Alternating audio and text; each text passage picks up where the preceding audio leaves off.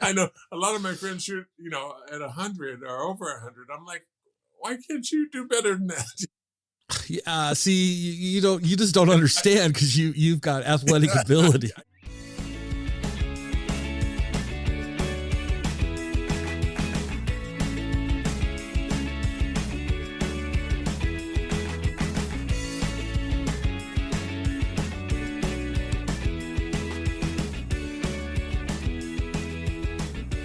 Welcome to the Exploring Washington State podcast. Here's your host, Scott Cowan. All right, well, let's get started today. Welcome to the Exploring Washington State podcast. It is my pleasure to announce that I am sitting here with the tallest person to be on our show to this point. Probably going to be the tallest one ever. I'm sitting here across virtually with Mr. James Donaldson. Thank you so much, James, for making this happen today. As a lifelong Sonics fan, you're part of that legacy for me, and I appreciate you for that. All right, thank you. I'm sorry, I'm talking over you. I have a question. I'm going to just jump right in and have a question. So you grew up in the Sacramento area, right? You went to high school in Sacramento? Yes, that's right. Okay. Yeah. Okay. So I have two questions. Number one is, when did you really gain all your height? Because you're a very tall man. I mean, but I'm saying it's like I grew 6 inches one summer, so I was awkward. But were you a consistent grower, or did you really sprout up one time when you were a kid? No, I was just consistent throughout. I think I topped out right around 20 years of age. So at WSU even a little bit. So okay. That was fine. Just nice, steady, slow growth and kept on going. So you didn't have that awkward phase where you trip over your shoes when you're walking. That was me. Okay. And I'm nowhere near. Yeah. Okay. So the other question I have is, so you Sacramento to Pullman. Mm-hmm. How was that? How was Pullman for you? Well, I ended up loving it. I stayed there for 4 years, stayed there for 4 summers, working during the summertime, summer jobs and things. Working out, basketball camps. So I was always busy during the summer. I didn't go to school. I didn't have to take classes, thankfully, but I was, good enough in school to not have to load up my summer with summer school classes as well. Okay. So I ended up loving Pullman. It was a great place to be. Probably even more key was the fact that, the coaches I had there, George Raveling, Mark Edwards, Tom Puglisi, were really instrumental in making it a comfortable place to be and a place that you want to continue, maturing into the young man, the young woman that you become. Pullman is, and not quite, full disclosure, I went to college in Ellensburg, which is, in a ways like Pullman. It's college town. And I had friends that went to Pullman, so we always it's kind of an inside joke. We always tease each other about Pullman. Come on, but actually Pullman's kind of a neat little town. And when I was there visiting in the early '80s when my friends went to school there. I always had I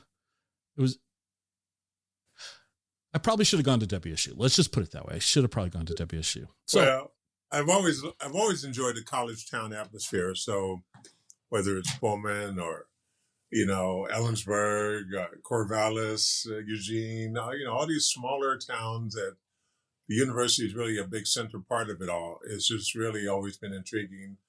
The vitality, the young, enthusiastic, optimistic minds that are around, folks who are around as well. And it just really makes a really interesting dynamic. I could look this up, but I'll just ask you, what did you major in at WSU? I was a social psych major. Okay. All right. Yeah. Okay. Then you were drafted by my hometown favorite, Seattle SuperSonics. Mm-hmm. Yep. Back in 1979, as I finished up at WSU, I was drafted by the Sonics. The same year they won their one and only NBA championship, 1979. And I joined the team the next year, 1980.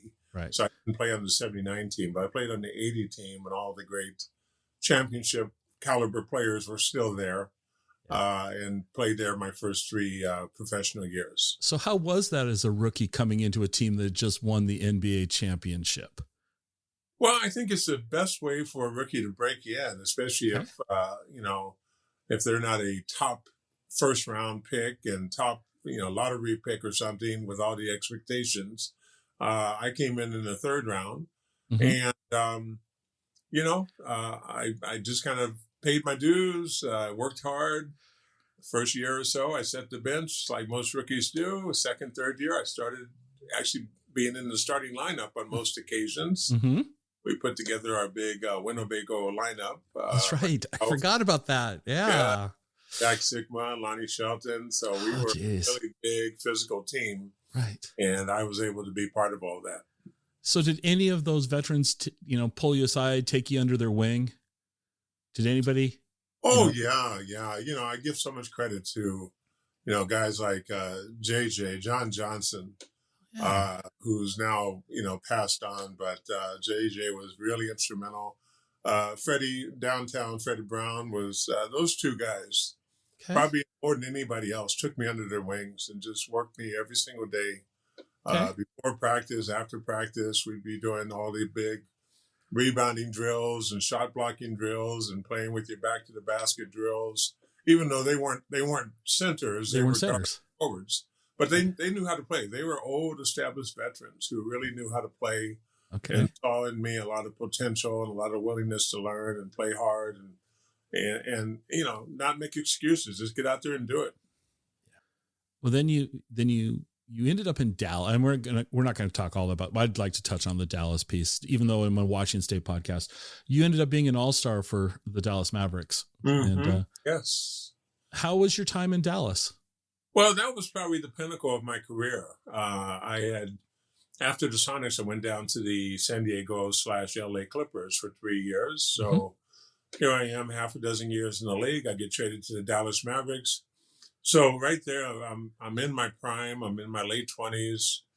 I finally figured out the game of basketball and professional basketball, especially. Okay. And Dallas was what I was what Dallas was looking for. Okay. A big center who can clog the middle, who can play defense, who can rebound, who can do all the things they need to do, score on occasion. We had a lot of scorers, so I didn't need to score a whole bunch.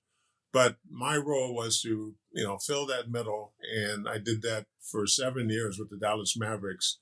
So, and making the All-Star team on top of that was a big testament to the hard work I put in and the willingness to sacrifice my game for the overall good of the team.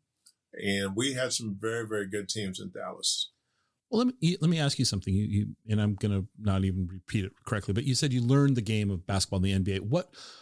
Give me an example of what was different about playing in the NBA than say playing at WSU. I mean, from someone who never played at all. Yeah, of course, the professional game is much more physical, a lot faster. You're going up against guys your size, your strength, your height, your skill level, and better every single night. And that's a big adjustment, and in the college game, there's usually 3 or 4, little patsy teams on your schedule that you just run through pretty quickly. Okay. I'm 7'2", and I might be guarded by guys 6'6" or 6'7". That doesn't happen in the pros. You've got 7-footers every single night. And I played against some of the all-time greats, Abdul-Jabbar and Artis Gilmore and Bob Lanier, Bill Walton, and all these great, great players. When the first, back in 1996, the NBA put out a list of the all-time 50 greatest all-time players. And I looked at that list, and I played against 37 of those top 50 all-time players in my career. Yeah, so that was the golden age of NBA basketball back in the 80s and 90s. It was. I agree. Yeah, those years were just fantastic. What player gave you the fits? Who was the hardest player for you to compete against? Well, I always say the most unstoppable, no matter what you did, was Abdul-Jabbar. Okay. With his famous sky hook and his grace and his athletic ability, his knowledge of the game. He was 10 years older than I was, so of course he knew a lot more than I did. But he wasn't the most physical guy I had to play against. I mean, those guys were guys like Moses Malone and, Akeem Olajuwon, terrific athletic, big guys who could do so many things. Right. They weren't unstoppable like Kareem was. But I had to work my tail off to hang in there and make sure that they didn't embarrass me out there. And that was my job, just to slow them down a little bit. And so Kareem might be averaging 30, but if I can hold him down to 23 or 24 points. That was a win. You take that. That was a win. That was a big accomplishment. Right. Well, then after your NBA career, you ended up playing ball in Europe, right? Yes. How was the competition in Europe versus the NBA? Because back then we didn't hear a lot. You hear more. I think you hear more about the European leagues now than you did back then. So, how was that competition back in the day? There's slightly more now, but not much. It's still not. We've got such a collegiate atmosphere. NCAA basketball, especially Division I. We've got great teams that are almost household names around the country. Gonzaga, Duke, Kentucky, North Carolina. These are teams you see every year in the Final Four. And I'd say the competition in Europe, and I played 6 years in Europe, 2 years in Greece, 2 years in Spain, 2 years in Italy, is very comparable to the Division I basketball in college. You've got really good teams, really good coaches. The NBA is more of an individual game. You get 1 or 2 great individuals on your team, you're going to have a pretty good team. But college and the European leagues, they rely so much more on teamwork, which I think is the essence of basketball. It's a team game. The fundamentals are so important. And that's what I was trained on and coached on with George Raveling and those guys, to be a team player and to be able to do those kind of things. Okay. And after that, so help me out here. So after you finish up your professional career, did you move right back to Washington State? Well, I never left Washington State. I always had home here in Seattle. So let me ask you this, since we're exploring Washington State podcast, what drew you to Washington? Why have you made it your home all these years? Well, coming up here from Sacramento to the Northwest in the first place was my first introduction to the Northwest. And then being drafted by the Sonics just across the state kept me up here for 7 years of my early years. And Seattle became home. I really thought I'd be a lifetime Sonic back in those days, like Freddie Brown was and those guys. But it didn't work out that way. I learned out quickly that professional sports is nothing but a business, and you're a commodity, and you're going to be traded and bought and sold. And so, but Seattle became home. I really loved my 3 years in Seattle. I decided that was going to be home. I bought a home there, and no matter where I played from then on out, and I played for 20 years total professionally. That's a long time. Where I played, I always came back to Seattle during the off seasons and kept it as home. Okay. And now you're in Ellensburg. We'll I don't shift very well sometimes if you can't tell. So, and now you're in Ellensburg. What brought you to Ellensburg? Yeah, that's a quick fast forward, but okay. Well, we're going to go backwards too, but I just since we're literally talking to you while you're sitting in Ellensburg. Well, since I've only been here 6 months, Ellensburg was attractive to me because I was looking to make a change after 41 years in Seattle. I had run for elected office in Seattle 3 times, twice for the office of mayor, once for the office of city council. Came up short all 3 times, but, we still had a great experience and a great opportunity and a great platform to get my message out about what I'd like to do as mayor.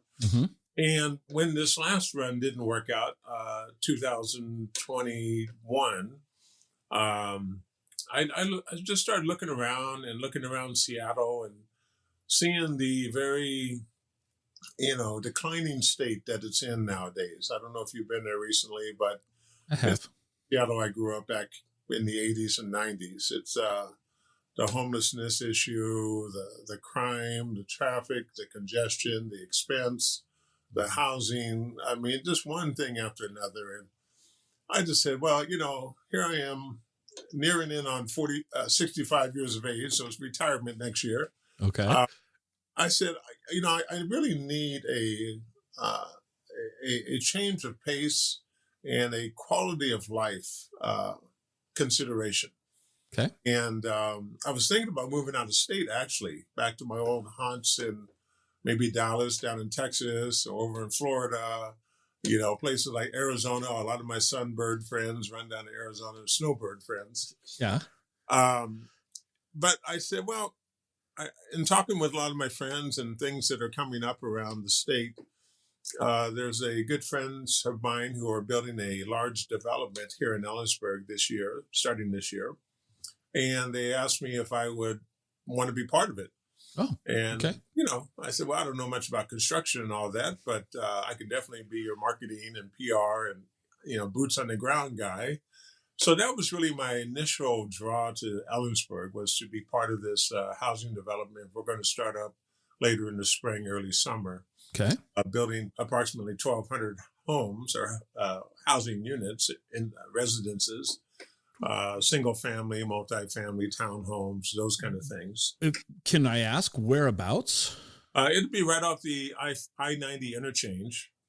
Really? Wow. It's going to be a very large development then for Ellensburg. There's a big pasture out there that the developer purchased, and 275 acres or so, and we'll build all of that in there, along with the shopping district, a small commercial shopping district, some recreational. So my job really was to come on board and to be able to convey and relay all that information down to the historic downtown businesses in Ellensburg. A lot of ma and pa shops might be a little threatened by that kind of thing, because right now people come off the freeway to Ellensburg for gas or a little snack, but you don't really come into town unless you really have a need to. Right. But if we put a commercial district out there, there's going to be less of a need to come in. So I want to make sure that we can, give an incentive to these folks to come on into downtown Ellensburg, visit our historic businesses and historic downtown district. And that was the first draw. And I said, okay, I can do that. Even though we're not starting up for another few months. I came in 6 months early just to get my feet on the ground. I met all the elected officials, the city manager, the mayor, city council, county council people, and just got really involved. I'm a Rotarian. I'm a Kiwanis member, so I joined both of those groups here. So my network has already been established pretty well here in Ellensburg. The other thought was coming to work with the student athletes at CWU. The work I do now really regards around mental health awareness and suicide prevention, especially with our young generation of students and student athletes. And so to work with those athletes and to really be a positive, inspiring, supportive role model for them, someone who's been there and done that, I think would be absolutely wonderful. And the third and last thing I moved here, I don't know if you remember back in the day over at Washington State, the old Cougar Cage Camp, basketball camps every summer. I remembered that. I mean, rattling around in the back of my brain. Yes. I used to work those camps every summer, 5-6 weeks. We'd have 600-700 kids from all over the Northwest coming in. Right. Campus, staying in the dorms, eating in the cafeterias, playing basketball all week long. And so I want to establish something like that in Ellensburg here, which is even more centrally located than WSU is. And so I'm in conversations now with the athletic director, with the school, to see if we can put something like that together this summer even. That's exciting. Yeah. And Central's lucky to have you. That's so.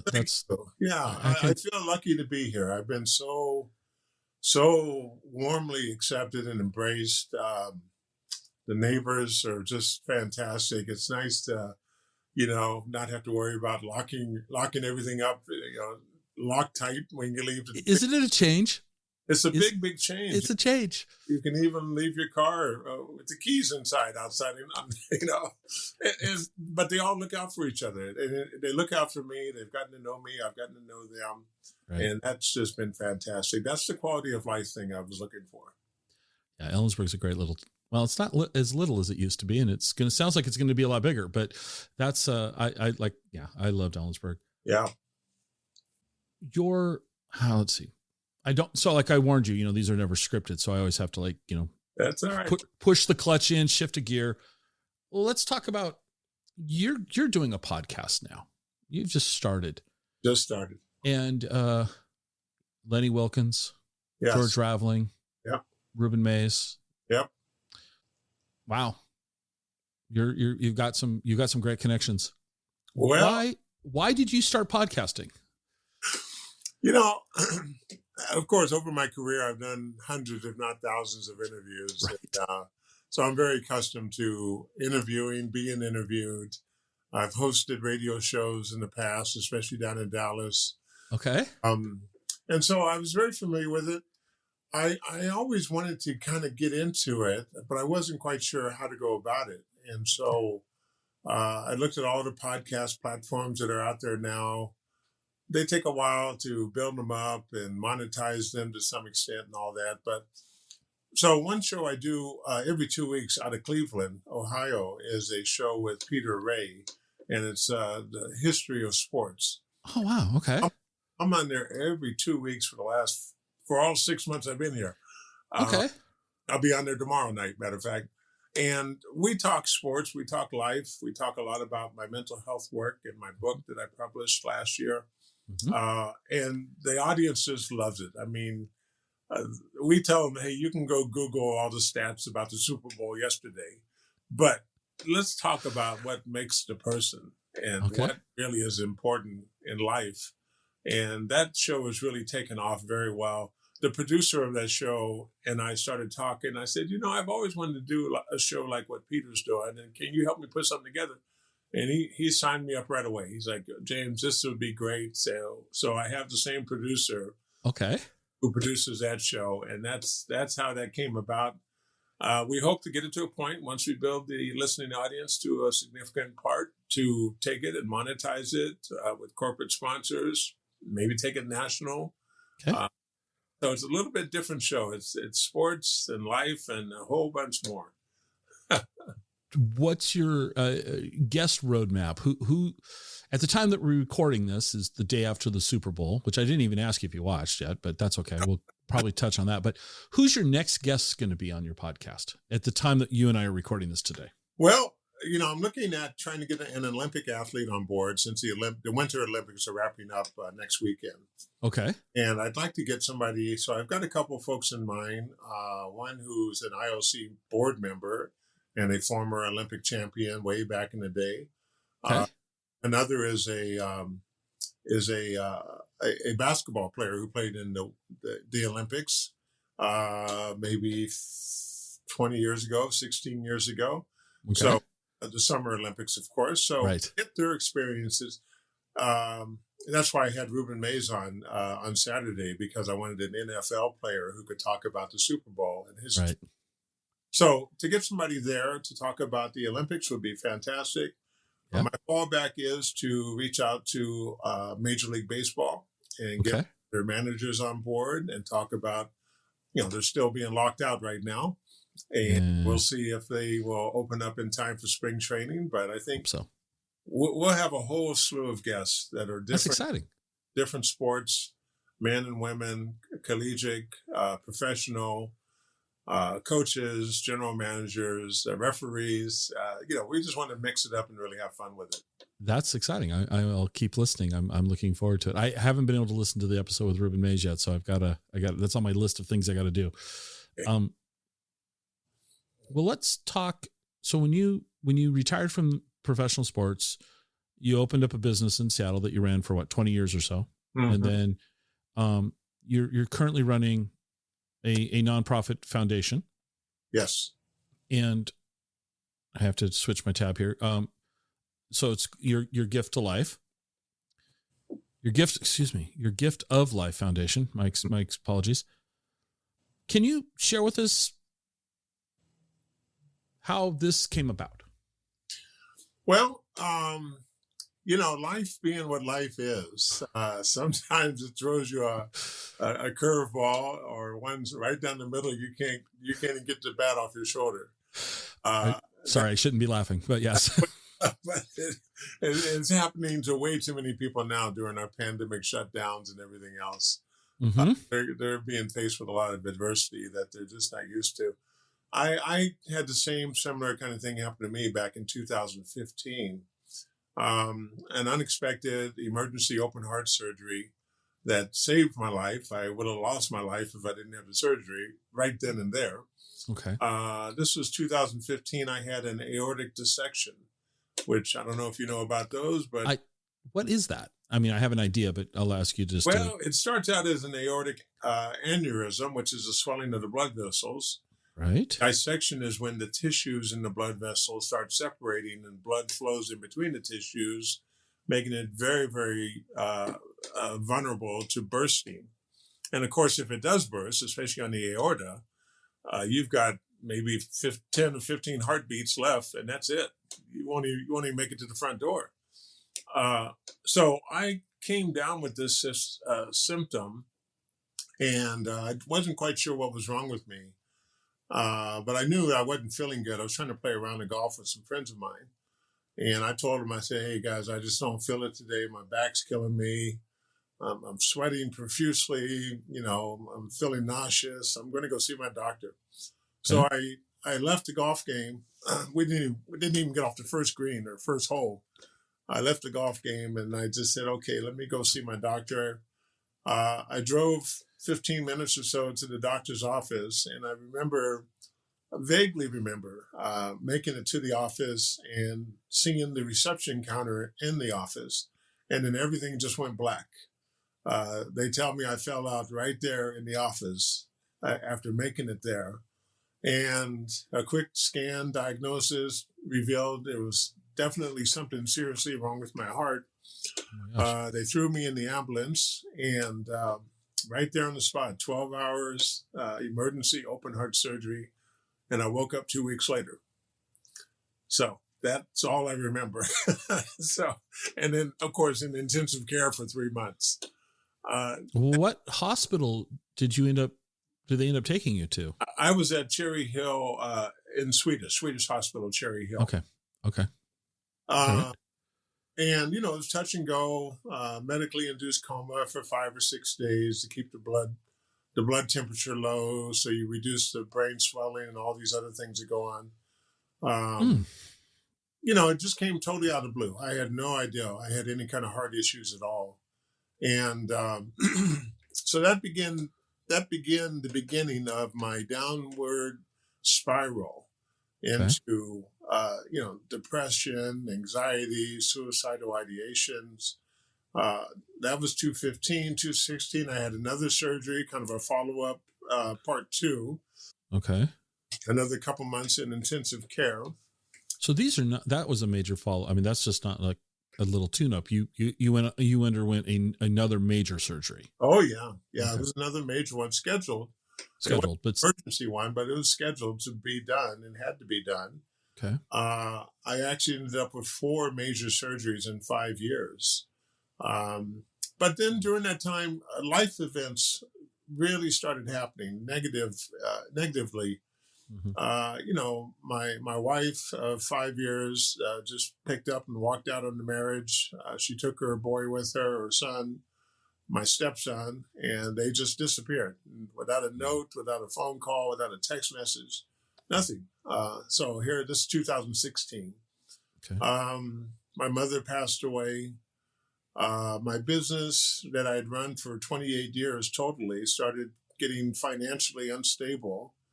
I poured all of my NBA life savings into my business trying to save it. So just totally emptied out all my accounts and said, hey, I'm trying to save this thing. Banks were not in the business of banking small businesses still. So we didn't qualify for bank loans. And, it's just one thing after another. And it just, it became a really, really dark place. By 2018 was the darkest 12 months of my life. And, I finally got to a point where I said, well, I need some help. I can't sleep through the night. Went to see my family doctor, told him my whole story, what's going on. He said, wow, James, you've got the big three, anxiety, depression, and suicidal ideations. We got to get you some help. And he did. He helped me with prescription medications, with behavioral health counselors. I pulled together a small group of close, intimate friends around me who had known me for 30, 40 years, including, George Raveling and Lenny Wilkins, my old coaches even. Wow. And so they were all instrumental in helping me through this very difficult time. I think the catalyst, what really shook me and made me determined to make it through no matter what, was the suicide of Tyler Helinski, the Washington State quarterback, back in January 2018.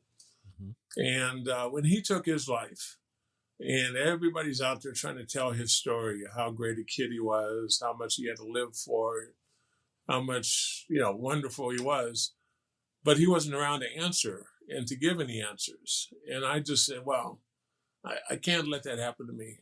I'm going to make sure I make it through this thing and be able to tell my story. Okay. And that's really what, it was still another 10 months of total darkness. And that was January when he took his life. And here it wasn't until the holidays of 2018 that the darkness started lifting a little bit. And I can start seeing that there was a tomorrow, there was a future. I regained a purpose for being here, a purpose for living. I'd lost my home during that time, home I'd lived in for 40 years. I went through bankruptcy. I went through foreclosure and a short sale on my home, all of those things. And so it's just like one life thing after another. And I tell people, I remind them, I say, we all are going to go through difficult times in life. And we can usually handle one, devastating blow at a time. Maybe every few years, we all expect at some point to lose our parents, of course, as we get older. We don't expect to lose our kids, and that's a huge, devastating blow. Yes. We probably are going to go through a divorce, 50% divorce rates. A lot of times that's devastating. Mm-hmm. There's health issues that come along, cancer and surgeries and all these other things. So we're all going to go through something. I just happened to go through about a half a dozen of them in about a year or 2 year span. And it got to be almost too much, Scott. But you had the presence of mind to build a team, if you will. Yes. Around you, you and that, Well, it's the only way I know how to operate is by a team. I had a great medical team. My cardiac surgeon, my cardiologist now are still in my lives. My family doctor. I mean, all these guys really pulled together to make sure I made it through this thing. And then the team of, Lenny Wilkins and George Raveling and a couple other longtime business friends who had lost everything at one point and then regained it. But their stories didn't really help me out. You know what I mean? But it's nice to know that you're not the only one. And that's how you feel when you go through these very difficult times. And so out of that, I finally realized that, there's still a reason to be here. God kept me here for a reason. And that is to be that voice and that advocate for mental health awareness and suicide prevention. Letting people know that, hey, a big, strong guy like me on top of the world, it happened to me. It can happen to anybody. But the key is I made it through, and you can make it through too. So help us here. Tell us more about your foundation. How are you guys doing outreach? How can people find out more and all of that? And why don't you share that with me? Yeah. Well, we just submitted our paperwork to be a 501c tax exempt corporation. Are you sure that didn't add stress to your life? That's a simple process. Well, no, I had an friend who actually said, James, I like what you're doing. I'm glad you made it. I'm going to pay your filing fee of $600, which money's been really tight ever since I went through all this stuff. So I $600 to just throw into this thing. But he said he'd take care of it for me, and that was great. So I filed now with the federal government as a 501c3. The reason I created it, I wanted to have a platform that I could do speaking engagements from all around the country, speaking to our students and student athletes, especially to corporations and businesses, whatever organization, about mental health. And these times now, that we're all going through the last couple of years, suicide rates are off the charts, overdoses are off the charts, domestic violence, substance abuse, child abuse, everything is just totally off the charts. And there's not enough mental health professionals to help everybody.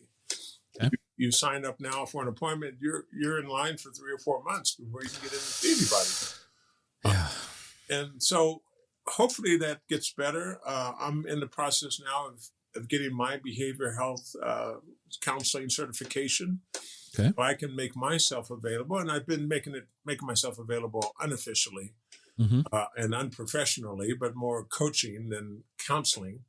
But once I get a certification, I can do it more professionally and more in a consulting way to just talk to people, especially our young generation of students, and even more especially for men. Men are just notorious for not reaching out for help, not admitting that there's a problem, that they need help.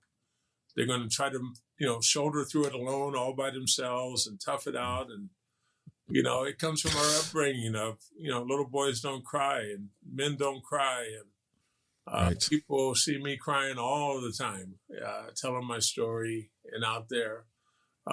So I want to help men. I want to help our young generation of students. And those are my 2 focus points, which the foundation can help me do. And of course, be able to raise monies to scholarship students of color, especially going into the mental health professions. Okay. We have such a dearth of mental health professionals of color. Of the tens of thousands of mental health professionals in the country, only 1 or 2% are of color. And this is why so many communities of color are so reluctant and shy to talk about mental health. There's nobody sitting across the table that looks like them, that they can relate to, that can relate to them. And so that's what I want my foundation to do, be able to provide full ride scholarships to students of color who are going into mental health profession. And I'm talking about, your African American, your Hispanic, your Asian American, your LGBTQ communities, whatever community you are from, we need to get a better representation into the mental health professional field. I had no idea that the percentage was that low. Oh. I didn't expect it to be very high, but not that number is drastically lower than I kind of. The two behavioral health counselors I had were white women, Caucasian women, who had no way. One, gender-wise, a woman trying to understand a man going through this stuff, and the other, culturally-wise, they had absolutely no idea what to do with me or how to help me, other than give me soothing relaxation techniques or go home and count some sheep at night to get to sleep. I'm like, no, that's not what I need. I need somebody who can really help me dig through this stuff. So how did you find that then? Was that the team you put around you that was able to provide that, or? Yes, it was more so the team that was helpful than the behavioral health counselors at the time. And I know there's tons and tons of great behavioral health counselors out there. I know. I was just assigned to these 2 that I worked with, and it didn't seem to work out too well. But I had another team of my support group. And being a guy in professional sports and competitive sports, I needed more like a game plan. Okay, we're going to draw this play up. Right. You give you the ball and you're going to run the ball, James. That's the kind of thing and thinking that I needed. And that's what George Raveling and Lenny Wilkins brought to the table. They reminded me that they knew me way back in high school when they recruited me to WSU. Okay. They knew me as a young man. George Raveling told me, "Hey, James, I've been with you. You've put 40 years of hard work into making you what you are. And I'm not going to let you throw it away now. Wow. That's what a wonderful human being to, wow. That's amazing. Yeah. And that's wonderful. With me. I wasn't going to let him down. Therefore, wasn't going to let the coach down. Is that, I mean, wow. Yeah. So I'll come back to that. I can't. You've written a book. Mm-hmm. You're just, so how I connected with you is we're both on LinkedIn, and I see a lot of your content on LinkedIn. Mm. You publish a lot of stuff on LinkedIn that I see. Yes. But I'm looking here on your website, and I'm not even going to begin to start, but the number of groups and associations that you're affiliated with is longer than my arm is here. It's staggering how many groups you're involved with. But Scott, that's over the years. I'm not. Oh yeah, but still, that's a staggering amount of groups that you've been involved with or are involved with. Well, just last week I was appointed to the Kittitas County Board of Health board, and so here's but this is right up my alley. This is so. What will you be doing with that position? Well, as a Board of Health member, I mean, we are in charge of all the things in regards to public health in the county. Okay. So it could be water quality, sewage, septic tanks, livestock that's might be decaying and huge numbers on somebody's property and going into the water table. People who hoard, there might be a person who's got 40 or 50 cats in their house. So all these things that regard public health, we will be involved with directly and indirectly. And I'm really, really looking forward to this. Of course, I bring the mental health piece aspect to it, which is another big part of what they do. But I've connected with all the mental health agencies in Ellensburg as well. And so I'm very well connected and networked with all these things. But that's my latest assignment just last week. Latest assignment. But wait, there's more. My gosh. So I want to ask you, because I'm reading this. And so what is the Washington State University Gray W Club? Yeah. Yes. Well, that's our kind of our special group for WSU athletes who've come through, who've matriculated through WSU. Okay. And it really gives us kind of a platform. It's different than the alumni group, which is all students and everybody else. Okay. It's more so geared only for sports figures. Okay. It's not running at a real high level right now. It needs to get back up there. It's kind of geared off, our arch rival, state rival, UW has the Big W Club. And of course, it's very well funded. Okay. Ours is not. And so I've been involved with Gray W for quite a while. But I think there's so much more we can do with it than we've been doing over the last few years. So I'll be part of that as well. That's exciting. I'm going to put you on the spot. I'm going to ask you a WSU sports question. Okay. I'm going to make you pick. Greatest WSU quarterback. Wow, that's a good question. One of my best friends is the throwing Samoan, Jack Thompson, of course. Right. But the greatest WSU quarterback, wow. I'm torn between Mark Ripien and Drew Bledsoe. I don't know which had the better statistical-wise collegiate career. But those two guys went on to the professional ranks and made a big, big mark there as well. Right. Right. So if you allow me to have two, no, I'm going to make, no, that's it's okay. I can't put you on the spot like that, but that's right. The Jack Thompson was an amazing quarterback. Yes. And still a dear friend. What does he do? What is he doing these days? He started up his own mortgage company, Cherry Creek Mortgage. Okay. He's got a half dozen branches all over the state, and that's what he's been doing the last several years. Okay. He was one of my go-to guys as well, along with Lenny and George. It was Jack, and and he's just been a great friend. I've known. We were the same year at WSU, both graduated in '79. Okay. He was big man on campus for football, and I was big man on campus for basketball, and we've remained friends throughout. Was there any collegiate rivalry between the two? What I don't remember is, help me out here. How was WSU's 1979 football team and their 1979 basketball team? How good were you guys? It's a good question. I don't know exactly what their record was. I know they were competitive and they were good. I don't think they went to a bowl game back then, but okay.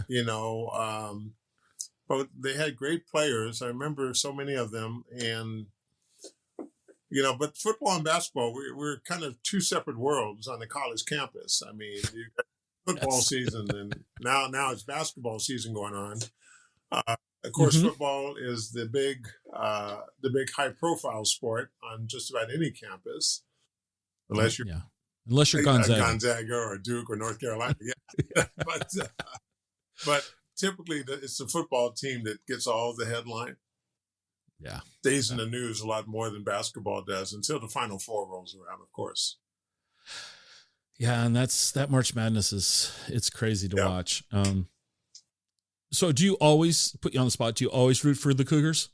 Are you always a Cougar, or do you ever go and, find yourself rooting for that other team?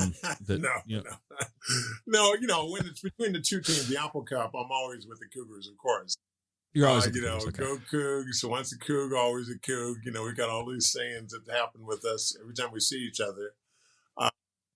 But strangely and oddly enough, I'm not a huge sports fan. I mean, I watch enough to have a basic conversation about it, but I don't. Even yesterday with the Super Bowl, I didn't sit down and watch the game. I still haven't seen the game. I've seen some highlights, so I know who won. Yeah, but right. I just have always been that way. I've never been much of a spectator. I've been a lot more of a participant. Okay. Well, you mentioned earlier in our conversation the day that you went to the doctor. Yes. You were playing golf. Are you an avid golfer? Do you still golf, or? Yes, I still do and still can and golf pretty well for the most part. Okay. I've only played it for the last 10 years or so I haven't played that long, but okay. Kind of almost natural to pick up a golf club and to, hit the ball and to put it out there and do all the things I need to do. And as big and strong as I am, to be able to have a nice, deft touch around the greens and putt. Okay. So, I'm not great. I'm usually in the 80s probably, but. Well, that's okay. So there's the professional athlete in you. I'm not that great in the 80s. Most of us would, be thrilled to shoot in the 80s, and you're like, hey.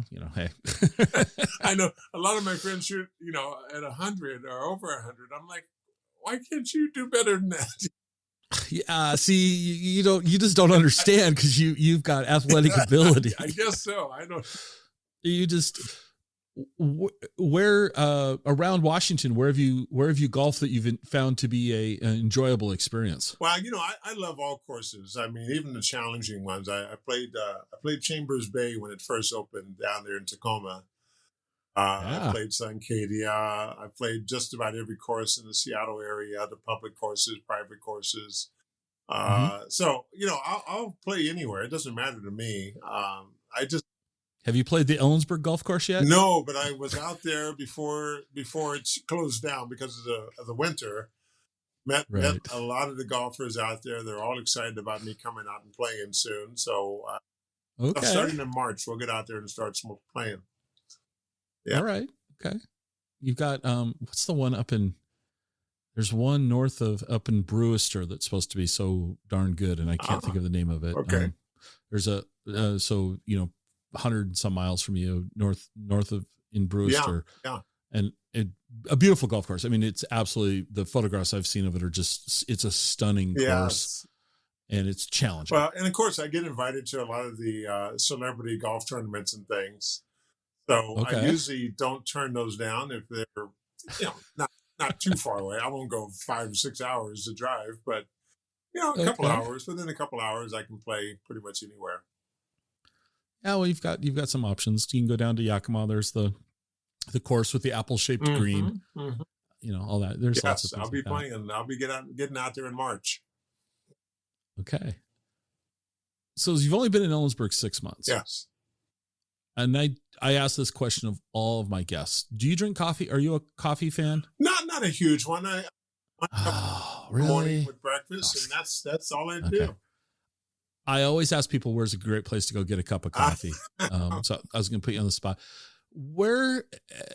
So what have you found in Ellensburg that you've enjoyed in the town? What have you, as you've gotten out and about? I mean, I understand with COVID, we're a little more restricted, but what about Ellensburg have you been able to get out and experience and explore that you've found to be kind of like, hey, this is kind of neat here? The people. I mean, I'm a real people person, and the people have just been so genuine, so open, so inviting to get to know them, and of course they wanting to get to know me, and that's all good with me. And so I'm not one to have to go out and try out every restaurant, or I'm a non-drinker, so I don't try out any of the wine bars and things, but I've been to them to hang out with friends and people there. Sure. That's fine.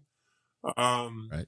But my life has taken me all over the world with great restaurants and great accommodations. So that's usually not on my list of things to do, to have to go and try every one of them out. Okay. All right. What's the future going to hold for you? What do you, so we've talked about your foundation just a little bit, but let's try to just envision a couple years from now. What would you say would be,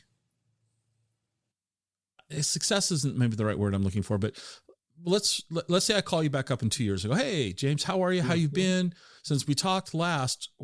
How are things? And you go, they've been great. And here's why. What would that be for you? Well, I'm definitely looking forward to getting married again. And, I've gone through several girlfriends over the last few years, but trying to make sure one of them sticks, and that'll be. Anyone special at this moment? I mean, it is Valentine's Day when we're recording this, so we've got it. Not that it'll go out live today, but folks. No, I don't have a Valentine's right here with me today. I've got someone I'm working on long distance, and that's not my preference. So they kind of fizzle out as often as even more often than they are successful. But I got a long distance thing going and trying to keep that going. But so to get married again, to have a family life. I never did have any children myself, so I don't have kids and grandkids and all those things. But just to find a wonderful life, soulmate, lifelong partner.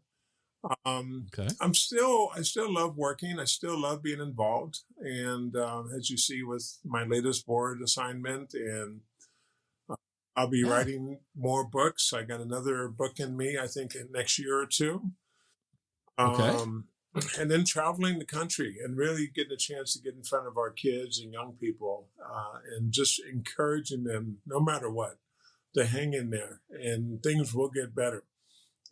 It's limited right now as much as I can do because of COVID restrictions and things. But now that things are starting to roll back a little bit, maybe March and April during the springtime, I can get out there before the school year finishes up. Right. That would be great. I think my observations of things is that kids are, I think maybe, I'm not the right person to have an opinion here, but I have one. I think youth are being, it has to be very hard on them. They're not equipped with the skills to navigate what we've had to go through as a society and as a species because of COVID. And I think we need to pay close attention to kids right now and help them navigate back into quote unquote normal, whatever normal may be moving forward. But they've missed school. They've had to sit, and do Zoom school, and now they're back in some of them are, back in the classrooms, but they're, all of these things. And I've watched my grandkids, struggle in some ways. even more than a kid might normally struggle, because let's be honest, being a kid's hard, and being a teenager, there's a reason you only go through it once, right? And so I really hope that you're able to go out and be able to be a voice of support and hope. Well, I think that's exciting. And before the pandemic shutdowns, I was going to several schools, talking and sharing with the kids, out here to Central Washington, to Leavenworth, Wenatchee, all over Seattle, Tacoma. And, invariably I'd be in front of an assembly of middle school age kids. These are your, 13 to 14, 15-year-olds. And there might be 400 or 500 kids in the audience back then. And speaking with them and telling my story, I mean, they all knew that I had been there, and I knew what I was talking about. Right. But invariably, after every assembly, there's always 4 or 5 kids who would come up and, individually take me aside just to talk one-on-one with them. And they would share with me that they're suicidal right now, and they don't know how they're going to make it through the night. They don't want to come to school anymore. They don't want to go home. They're really, and this is 2 years ago, before the pandemic. And I, do my best to inform the principal or the teacher to keep an eye on this particular kid, because they're really struggling. They didn't have anyone to talk to. And so that's what's out there. And, suicide and these ideations are still things that people don't want to talk about. But they're still going on inside of so many of our young people and even our older people. But the young people really are my focus, because they don't have the life skills to understand that this is temporary. You make it through, things will ease out again, even out again, and you'll be back on top of your game. They don't know that. I know that, you know that, but they don't know that. Yeah, no, it's well, my wrap-up question and my get-out-of-jail-free card, I say this every episode, is what didn't we talk about that we should have talked about? What didn't I ask you? This is your chance. As a published author, I'd like to promote my book a little bit. Okay, you got me. Yes, please. Let's talk about your book. I don't have a copy of it in front of me, but it's called Celebrating Your Gift of Life. The subtitle is From the Verge of Suicide to a Life of Purpose and Joy, which is where I am now. It chronicles, those 4 major surgeries in 5 years, all those other life events that really took me down, and how I was able to finally work my way back up and back to a big solid place again. At the end of every chapter, there's exercises that I ask the reader to do, kind of introspective and self-evaluation stuff. So the book is, I self-published it, as I did with my other book, but self-published it, but it is available online everywhere, just like any other book. But if you want a personally autographed, personally signed copy, the best place to get it is through my website, because that order comes to me, I fulfill it, I sign off on it, drop it in the mail for you. That is at celebratingyourgiftoflife.com. And I'll put that in the show notes for people to click on. Yeah. And I'd be more than happy. And then I'm gearing up now to make myself available to talk 1 or 2 hours a day to people who need to talk to somebody who's been there. And a nominal fee. I don't need to charge anything for it, but I do want just to make sure that the time is valued for both of us, especially men. I want men to reach out and say, hey, James, I'm struggling. I worked with 3 men during the holidays this past couple months. They were all 3 on the verge of suicide, taking their lives, and talking with them and working with them and giving them hope, encouragement. They're all hanging in there. One is struggling a little bit more than the other 2, but that's where they were this past holiday season. And holidays are always a very difficult time for everyone. So That's the work I do. That's the book that I wrote, and I would love to get a copy of the book into the hands of our listeners today. All right. Let me ask you, if you're going to be making time available. Yes. How can people find out about that when that goes? Yes, I'll be putting that on my yourgiftoflife.org foundation. So it'll be on that website. There'll be a calendar that they can schedule and they can pay through that site. And so look for that to start up in March. Yes. Okay. All right. Well, thank you very much. I'm going to wrap this up and respect your time. To talk to a Seattle SuperSonic is a huge honor for me. I appreciate it so much. And your story, your journey has been uplifting to me. At the same time, you went through a lot, and that, but I appreciate you making the time to talk with us today. And, I welcome you to Central Washington. I mean, welcome to the good part. All the state's great, but I love living in Central Washington, and we will keep an eye on what you're doing. And if we can ever help you, don't hesitate to reach out. Thanks so much, Scott. Where are you located at, by the way? We're in Wenatchee. Yeah, and I get to Wenatchee every now and then. I got a good friend there. Just contacted me last week about coming down for lunch. So I'll do that in the next week or two. But I would love to catch up with you in person. It'd be wonderful.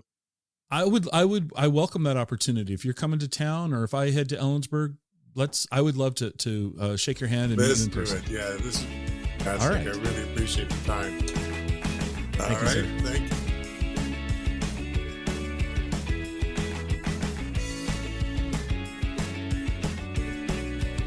Join us next time for another episode of the Exploring Washington State podcast.